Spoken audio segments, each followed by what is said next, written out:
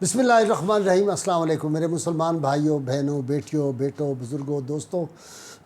आज मैंने अपनी जो नौजवान नस्ल है और जो ख़ास तौर पे तालिब इल्म हैं, उनके लिए ऐसे महयुल-उक़ूल और दिलचस्प वाक़यात सुनाना चाहता हूँ कि अगर वो सिद्क़े दिल से और गौर से, तवज्जो से इसको सुन लें तो उनकी ज़िंदगियों में इनकलाब आ जाएगा। उनको पता चलेगा कि वक्त की क्या कदर व कीमत होती है और जो बड़े लोग हम तारीख़ में पढ़ते हैं वो बड़े लोग कैसे थे। प्रोफेसर थॉमस आर्नल्ड जो थे, ये अलीगढ़ यूनिवर्सिटी के बड़े सीनियर प्रोफेसर थे। आपको पता है बुनियादी तौर पे वो अंग्रेज़ थे और फिर बड़े सग़ीर में आए और उन्होंने बड़ी खिदमत की तालिब इल्मों को, जिस तरह दिलजमी से पढ़ाया। ये थॉमस आर्नल्ड वो है जो अल्लामा इकबाल के भी उस्ताद थे, मौलाना शिबली नोमानी के भी उस्ताद थे, और ये लोग बेपनाह उनके शागिर्द उनसे मुतासिर थे। और यहाँ तक था कि वो बड़े सग़ीर में रहने की वजह से बाज़ औक़ात सर पे तुर्की टोपी पहनते थे, बाज़ औक़ात वो अमामा भी बांधते थे सर पे और अचकन पहनते थे। यहाँ का लिबास, यहाँ के जूते पहनने शुरू कर दिए थे। लेकिन बहुत कम लोगों को हमारे पाकिस्तान में पता है कि मौलाना अब्दुल सलाम नियाज़ी देहलवी रहमतुल्लाह अलैह, जो दिल्ली के बुज़ुर्ग थे और सिलसिला चिश्तिया मदद शाह नियाज़ बे नियाज़ रहमतुल्लाह अलैह के सिलसिले थे, उनकी करामात इतनी है कि अगर मैं बयान करूं तो शायद उसके लिए कई दिन चाहिए। मौलाना अब्दुल सलाम नियाज़ी रहमतुल्लाह अलैह चूँकि वो ख़ुद अपने आप को छुपाते थे तो इसलिए लोगों को उनके बारे में ज़्यादा नहीं पता। ये मुझे अल्लाह ने तौफ़ीक दी कि मैंने पाकिस्तान में और टेलीविज़न प्रोग्रामों में भी उनके बारे में बहुत कुछ बताया। कभी मैं डिटेल से उन्हीं की गुफ्तगू जो है उन्हीं के हवाले से करूँगा और उनकी बड़ी दिलचस्प बातें मैं सुनाऊँगा। लेकिन यहाँ ये बताना मकसूद है कि आर्नल्ड जो थे उन्होंने अरबी ज़ुबान जो थी वो मौलाना अब्दुल सलाम नियाज़ी रहमतुल्लाह अलैह से सीखी थी और उनको खुदादाद अल्लाह ने सलाहियतें अता की थी। और उनका एक और तारुफ़ जो हमारे यहाँ लोगों को बिल्कुल नहीं पता कि ये मौलाना फ़ज़ल खैर आबादी रहमतुल्लाह अलैह असीर माल्टा जो थे और काले पानियों में जिनकी शहादत हुई, उनका मज़ार पाक भी वहीं है। जो हुर्रियत हमारे जो काफ़िला अहरार के कहना चाहिए कि सुरखैल और इमाम थे और अंग्रेज़ के ख़िलाफ़ जिन्होंने फ़तवा जहाद दिया था और इतनी बड़ी इल्मी शख्सियत थे, लेकिन अनफॉर्चुनेटली हमारे यहाँ लोग उनसे वाकिफ़ नहीं।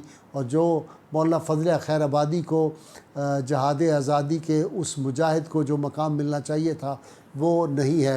चंद लोग जो हैं उनका ज़िक्र तो कर देते हैं, लेकिन फ़ज़ल खैर आबादी का जिस तरह यौम मनाना चाहिए हमारे यहाँ लोगों को नहीं पता। खैर, मैं जो बात आपको सुनाना चाहता हूँ कि थॉमस आर्नल्ड जिन्होंने प्रीचिंग ऑफ इस्लाम किताब लिखी और उस दौर में लिखी जब इस्लाम पे हमले हो रहे थे कि जी ये लोग कह रहे थे कि जो इस्लाम बड़े सग़ीर में फैला ये तो ज़बरदस्ती तलवार के ज़ोर पे फैला, तो थॉमस आर्नल्ड ने साबित किया। प्रीचिंग ऑफ इस्लाम बड़ी ज़ख़ीम किताब है उनकी, अब तो वो मिलती है, उसके उर्दू तर्जमे भी हो चुके हैं कि इस्लाम जो है ये कभी तलवार से नहीं फैला।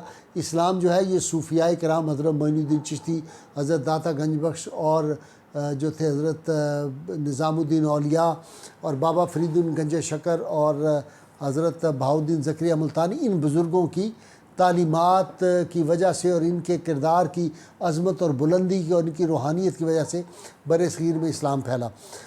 थॉमस आर्नल्ड जो थे ये जा रहे थे लंदन बहरी जहाज़ में और उसी जहाज़ में मौलाना शिबली नुमानी भी इनके साथ हम सफ़र हो गए। तो ये बड़े मतानत और संजीदगी का पैकर थे। लेकिन शिबली नुमानी कहते हैं कि मैंने सोचा कि इनके साथ जाऊंगा।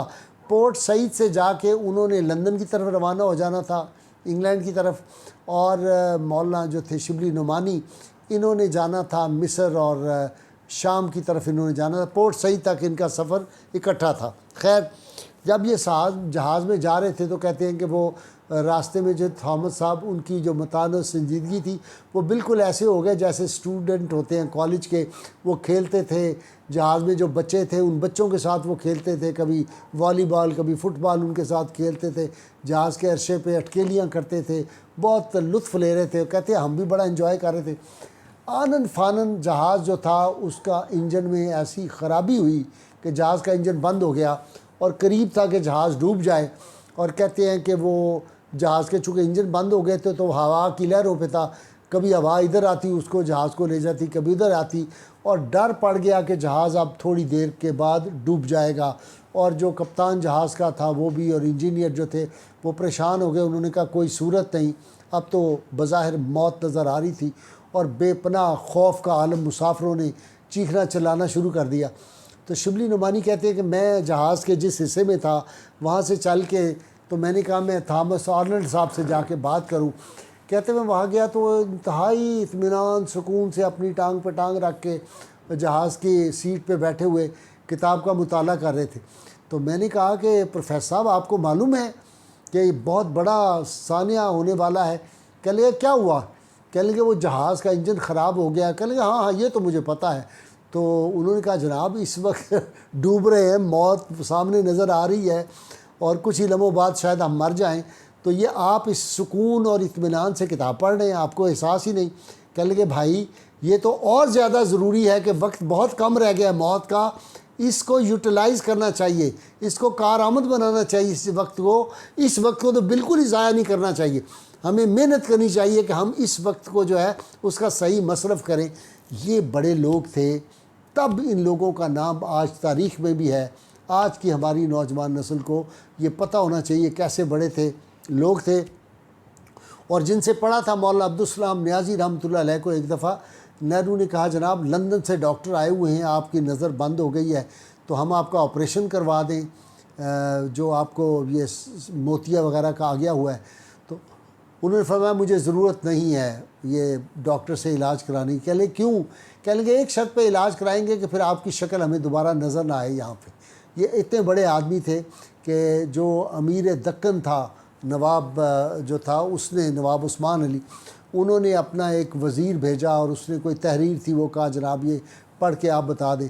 تو مولانا عبدالسلام نیازی رحمۃ اللہ کی خدمت جب گیا تو انہوں نے بتا دیا جو مسئلہ تھا۔ جب بتا دیا تو اس نے کچھ پیسے نظر کیے جو اس وقت کے مطابق آپ سمجھے کوئی 3000 تھے اور آج کے حساب سے آپ سمجھیں کروڑ روپیہ ہوگا۔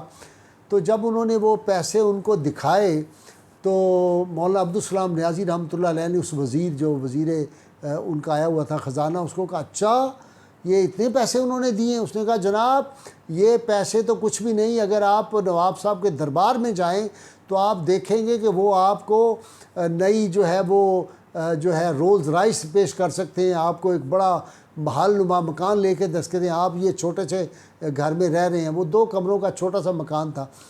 تو مولانا جلال میں آ گئے اور ان کا مزاج یہ ہوتا تھا، کہتے تھے ہمارا ناریل چٹک گیا ہے، یہ ان کے غصے کا جلال کا انتہا ہوتی تھی، یہ لفظ کہتے تھے۔ تو انہوں نے فرمایا کہ ہمارا ناریل چٹک گیا ہے۔ کہنے لگے سنو اپنے جا کے نواب عثمان علی کو کہہ دینا کہ ہماری جو مونچھ کا ایک بال ہے وہ اس کی ساری سلطنت سے زیادہ قیمتی ہے، تم ہمیں کیا سنا رہے ہو، اٹھو یہاں سے بھاگو۔ تو کہنے کا مطلب یہ ہے کہ یہ اتنے بڑے لوگ تھے، یہ علمی ان کا مقام و مرتبہ کیا تھا۔ میں کبھی مولانا عبدالسلام نیازی پہ پروگرام کراؤں گا، آپ کو سناؤں گا۔ اللہ تعالیٰ سے دعا اللہ تعالیٰ ہمیں حضور رحمت کونین صلی اللہ علیہ وسلم کی غیر مشروط محبت لامحدود فضائی نصیب فرمائے۔ نعرے کے لیے تیار ہو جائیے، سب مل کے زوردار نعرہ لگائیں گے۔ گلی گلی کوچے کوچے کو بکو یہ نعرہ گونج رہا ہے تا قیامت گونجتا رہے گا۔ پاکستان کا مطلب کیا؟ لا الہ الا اللہ محمد رسول اللہ صلی اللہ علیہ وآلہ وسلم۔